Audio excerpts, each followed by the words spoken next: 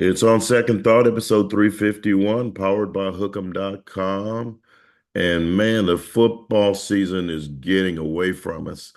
Here's the one thing, and we welcome our old friend Daniel Davis, the host of Longhorn Confidential and the beat writer for Texas football, women's basketball, and whatever else he wants to write.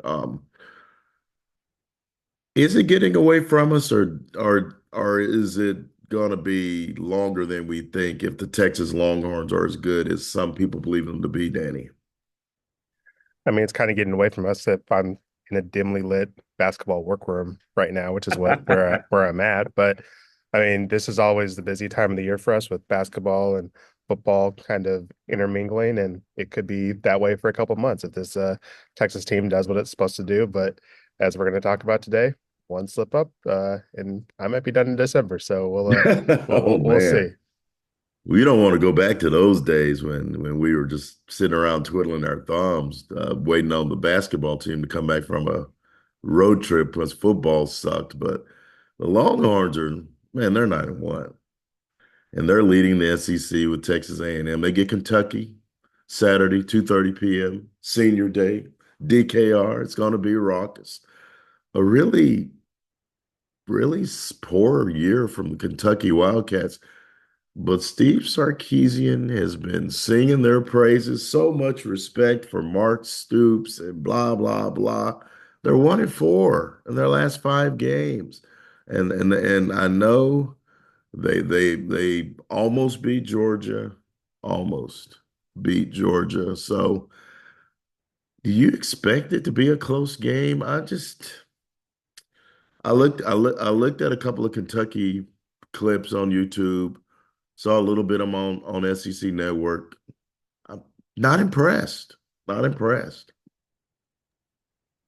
I don't expect it to be close, but at the same time, Steve's always gonna say the right things and not give any bulletin board material and you know the most important game or whatever he was saying on Monday because he respects the game and respects his other coaches too much. I mean, he's I just got done talking to Vic Schaefer and they just beat Tarleton State by 42 points and Vic couldn't have been nicer to Tarleton State talking about how good of a team this is going to be down the road. So these Texas coaches know what this is. They're not going to give any bulletin board material, but Texas should be able to win this game, and they should win it handily. But this Kentucky team has won some crazy games. They have beat Ole Miss. They played Georgia close. They played Tennessee within 10. Played Vanderbilt within 7, I think it was. So if you give them a chance, they'll keep in it. But Texas is better. This Kentucky offense is not good. They can play a little bit of defense, but Texas should win this one and win this one going away. I think so too. Let's talk about the college football playoff rankings, Daniel. Texas comes in at number three, not a surprise, behind Oregon and Ohio State. But if in the bracket they'd be number two because Ohio State would have to be bumped down to five since Oregon's projected to win the Big Ten. Hearing a lot of doubt coming from national pundits about the Horns. Oh, they haven't played anybody. Oh, they have an easy schedule. I think there's some two loss teams that are more deserving. Look what Georgia did to them, and Georgia's fighting for their lives. What do you make of that, Danny? I'm of the opinion you play who's on the schedule. And if that team's not very good, I don't know what Texas has to do with a team not being very good. Texas's job is to win games, and that's what they've done. I mean, the pundits are right. Texas hasn't beat anyone. They have had an easy schedule. That's not Texas's problem. It's Texas's job to beat the teams that are in front of them. It is not Texas's fault that Michigan was not what we expected Michigan to be. It is not Texas's fault that Oklahoma came over to the SEC and completely soiled themselves in front of the entire conference for everyone to see. Texas, they have one loss in their schedule. It's not a bad loss. Georgia is currently in the playoff picture. There's some teams like Tennessee who's currently on the outside looking in. Beat Arkansas if you want to be on the inside. Tennessee, which Texas did. I'd be hard pressed to find another team that's currently outside the projection outside Tennessee that has a case. Colorado got boat race by Nebraska and is playing in a poor Big 12.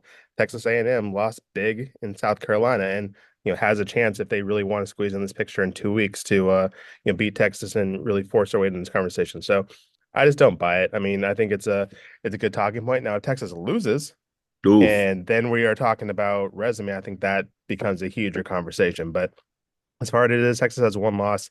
I don't think any of these two loss teams behind them have an argument. I don't even think a team like SMU or BYU, although BYU is currently in as the Big 12 champion, really I have a don't case agree with with that. I with got one Coach loss. Prime winning that one. I got Coach So winning Big 12 now. I Yeah. think, Texas is taking care of business in front of it. It's not their fault. Other teams just haven't lived up to the schedule. We thought Texas had a kind of an easy SEC schedule going into the season, but we thought their overall schedule was fine. And the other teams just haven't lived up to it. And that is not the Longhorns' problem. And the teams that are behind them, they've lost a couple games and they had a chance to take care of their own business, then didn't. So kind of is what it is. Tough. Just tough. Win the games. Win the games. Georgia's getting a lot of props. And, we got to credit Georgia for coming into our city and winning that game, Daniel. But we've seen Carson Beck look horrible. He's not the reason they won that game. He threw three picks in that game. But And so, Georgia's in the playoffs. So even if you so are people complaining because Georgia just doesn't have a better seed? I mean, Georgia's in the yeah, playoff. well, they're complaining because they think a two-loss Georgia is better than a one-loss Texas. And I'm sorry, I'm They'll going to they'll buy have a them. they'll have a chance to prove it. I mean, they'll have a Yeah, chance to prove prove it it in the on playoffs. Saturday So afternoons. Yeah, prove it on Saturdays. And those two teams might meet in Atlanta. That's going to be a home game for Georgia if that happens. I just think that the Horns have a pathway. I think they're going to work Kentucky by at least three touchdowns, and that's what the point spread is. I think they're going to go into College Station and beat Texas A&M. I think this defense is built for the road. They travel well. They don't they don't they don't panic when things get tough. And as long as that defense is playing like it's ranking, which is number one in the country, the Longhorns going to be in some games. I mean, if you lose by 15, that's considered a blowout. I mean, they don't get beat like that. So I think that loss was more of a product of the offense breakdowns, the offensive line not blocking, and we'll see if that's fixed because I'm sure Mark Stoops is going to do some blitzing this week. He's got nothing to lose, Daniel. They're coming after Quinn Ewers and company. absolutely. I mean, this Texas team knows, excuse me, what's in front of them. Kentucky is, they're playing to get to a bowl game. They have to win out to get to a bowl game. I think they have like a 6 or 7 season streak of reaching bowls. And so, I mean, it's not like they don't have anything to play for. And obviously, the Aggies would love nothing more than to Wow. ruin the Longhorns' championship hopes on the return of that rivalry and insert themselves back in the playoff picture. So even though Texas will be favored the next 2 weeks, they should be favored in College Station. They're heavily favored this week. It's not like the teams they're playing don't are just going to roll over and die. I mean, Texas should win both those games, but they're going to have to work for it. They're not going to be given those two victories. Daniel, what a great senior class we've covered. I mean, these guys, there's so many guys that have come in here. They went through the hard times of 5-7 in 2021. You're talking about guys like Jake Majors, Jade Barron Sorrell, Gunnar Helm. Guys like that have been through the rigors. Big Alfred Collins, Big Vernon Broughton. Those guys have been through it. And here they are with a chance to make some real history at this program. I'm going to ask you, besides Jade Barron, who's the unquestioned leader on this team, having an All-American season, what other two seniors do you think turned in the kind of performance that will resonate with this fan base for the next few years to come? I don't know if this one's going to necessarily resonate with the fan base because I think he's been kind of overlooked the entire season, and people like that tend to get forgotten. But I mean, Gunnar Helms had himself a He's been season. I great. mean, Oh my God, he's been great, you're Dan. probably, I think he's still leading the team in receptions. There was a stretch And with Arch yards. when Yes. Arch was in there where he wasn't really getting targeted because Arch was throwing the ball downfield, and Quinn has favored him a lot more in the passing game. But we went into the season knowing that they didn't have Jatavian Sanders, kind of wondering what Gunner was going to be. I think we all expected him to produce and to take a step forward, but I don't think any of us saw him stepping forward as much as he has and becoming as reliable a target as he's been this season. So that's been something to definitely, remember and appreciate if you're a Texas fan. And then, we mentioned Jake Majors. I mean, 51 starts at center on this offensive line, dating back to Tom Herman's coaching staff bringing him in, and then Steve Sarkisian and staff liking him and just sticking with him. And And so, stick with 51 him. straight starts. That's fifth all time in Texas. He has a chance if Texas goes on a run to set the school record for starts. That's just impressive at that center position. And I think he's been another underappreciated guy that's really stepped up. I'm going to give Jake Majors his flowers right now. And he once you get him talking, he gives you gold. Now, when those two guys got hurt, those two running backs got hurt, Christian Clark and CJ Baxter, before the season, those guys got hurt. Jake Majors walked into that running back room and said, "All right, who's got to step up? We're supposed to be one of the best running back rooms in the country. Who's going to step up?"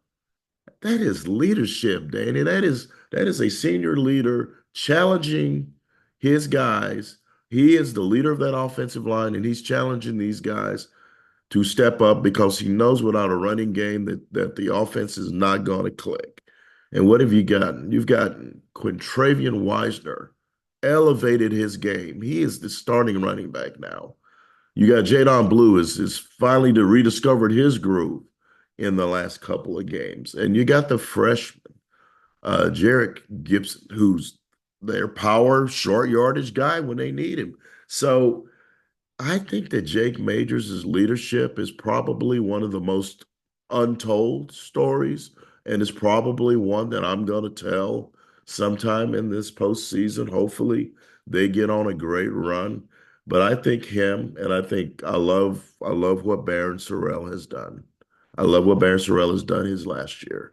Barron Sorrell has elevated his game. The sack numbers, only 3.5 sacks, Daniel, not great, but he's been a consistent pest in the backfield. He's gotten tackles for loss, and he's been one of the OG hype men, along with John A. Barron, running out alongside Steve Sarkisian and the players. This is not us just spewing opinion. These are who the players are telling us are the leaders of this team. And without that kind of leadership, man, where would they be? And do you agree? I know they've got some great young players. I think this is Sarkeesian's best shot right now, this season, with a senior laden locker room to win it all. I don't know that they win it all with a first year starter next year, but they've got a lot of boxes checked right now, Daniel, to make a serious postseason run.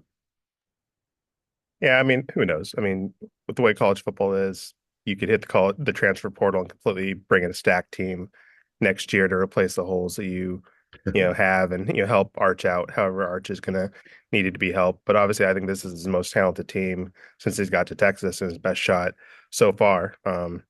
Who knows what this team looks like next year, 2 years down the road, 3 years down the road. But obviously, you want, if you have this much senior leadership, this much experience, you want to take advantage of it because those COVID seniors, those 6 year seniors like David Benda, they're going to be a thing of the past. It's not going to be a thing anymore. You're going to start having, this 3 year guys are going to be the oldest guys on the team because of the transfer portal, because of NIL. So you got to take advantage of the senior leadership, this veteran experience while you have it. And Steve has plenty of it. And let's see what they can do with it these next couple weeks.